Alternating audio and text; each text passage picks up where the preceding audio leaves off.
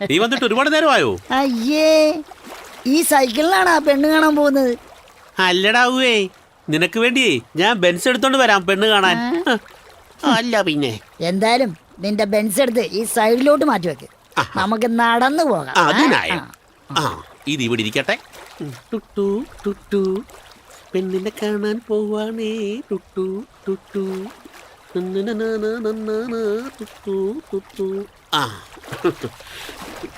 നീ എന്താടാ പെണ്ണ് കാണാൻ അവരുടെ വീട്ടിൽ പോകാതെ ഈ പെരുവിഴി തന്നെ വേണമെന്ന് നിർബന്ധം പിടിക്കുന്നേ? അതെ, ഞാനും പെൺകുട്ടിയും തമ്മിലുള്ള വേവ് ലെങ്ത് ഒന്നാണോന്നറിയാൻ വേണ്ടിയാ. അതിന് ഈ വീട്ടുകാരൊന്നും വന്നാൽ ശരിയാകത്തില്ല. അതിന് ഈ വെളിമ്പ്രദേശമാണ് നല്ലത്. ഓ ഓ അതെ, പണ്ടൊക്കെ ഈ വെളിമ്പ്രദേശം ഉപയോഗിച്ചുകൊണ്ടിരുന്നതേ വേറെ പലതിനുമൊക്കെയാ. എന്റെ നിലയ്ക്കും വിലയ്ക്കും കുടുംബ മഹിമയ്ക്കും ഒക്കെ ചേർന്ന പെണ്ണിനെയാണല്ലോ നീ സെലക്ട് ചെയ്തിരിക്കുന്നത്. ഓ പിന്നെ അവന്റെ ഒരു നിലയും വിലയും. പെങ്ങടെ ഇച്ചിരി പോകുന്ന കൊച്ചിന്റെ കുടുക്കലെ പൈസ അടിച്ചു മാറ്റിയല്ലടാ നീ ജീവിക്കുന്നത്. അവന്റെ ഒരു നിലയും വിലയും. നടക്കിങ്ങോട്ടും. ഞാനൊരു രഹസ്യം പറയാം.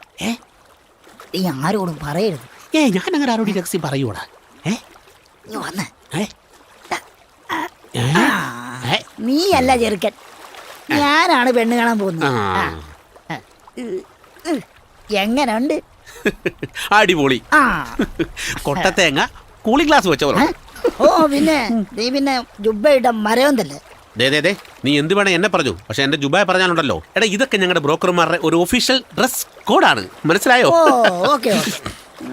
കല്യാണം ഉറപ്പിച്ചിട്ട് വേണം എന്റെയും പെണ്ണിന്റെയും കുറെ ഫോട്ടോ ഒക്കെ എടുത്തിട്ട് ഇൻസ്റ്റയിലൊന്ന് പോസ്റ്റ് ചെയ്യാൻ.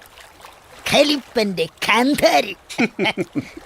ഖലിപ്പൻ ചളിപ്പന്റെ കാന്താരി എന്ന് വേണം ഇടാൻ. നിന്ന് ഞാൻ കല്യാണം കഴിഞ്ഞ് ഒരു ട്രിപ്പ് പ്ലാൻ ചെയ്യുന്നുണ്ട്. ഈ കുട്ടനാട് മുഴുവൻ ഹൗസ് ബോട്ടിൽ അവളുമായിട്ടൊന്ന് കറങ്ങണം. പിന്നെ ഞാനൊരു കാര്യം പറഞ്ഞേക്കാം. പെൺകുട്ടി വരുമ്പോൾ നമ്മൾ തമ്മിൽ ഒന്നിച്ച് പഠിച്ചതെന്നുള്ള കാര്യം ഒന്നും അതിനോട് വിളമ്പാൻ നിൽക്കണ്ട, കേട്ടോ? നിന്റെ സ്ത്രീധനത്തിന്റെ 10% എന്റെ കമ്മീഷന്. എനിക്ക് ഈ സമ്പ്രദായം തീരെ ഇഷ്ടമല്ല. ഇപ്പോഴേ ഞാൻ പറഞ്ഞേക്കാം. എന്താ നിനക്ക് സ്ത്രീധനം വേണ്ടേ? സ്ത്രീധനം വേണ്ടെന്നല്ല, അതിന്റെ 10% കമ്മീഷനായി കൊടുക്കുന്നത് എനിക്കിഷ്ടമല്ല. പിന്നെ ഞാൻ നിനക്കൊരു ഉപദേശം തരാം. കല്യാണം കഴിഞ്ഞ് കുറച്ചൊക്കെ വിട്ടുവീഴ്ചയ്ക്ക് നീ തയ്യാറാകണം. എങ്കിലേ ദാമ്പത്യം മുന്നോട്ട് പോകത്തുള്ളൂ. അതൊക്കെ എനിക്കറിയാം. ഏത് കുടുംബത്തിലാ പൊട്ടലും ചീറ്റലും ഒന്നും ഇല്ലാത്തത്? നീ കേട്ടിട്ടില്ലേ? ഉടക്കുള്ളിടത്ത് സ്നേഹമുള്ളടിയാ. ഇവന്റെ ഒരു കാര്യം. ഉടക്കി അവള് നിന്റെ ഉടലും തലയും വേർപെടുത്താതിരുന്നാൽ നിന്റെ ഭാഗ്യം.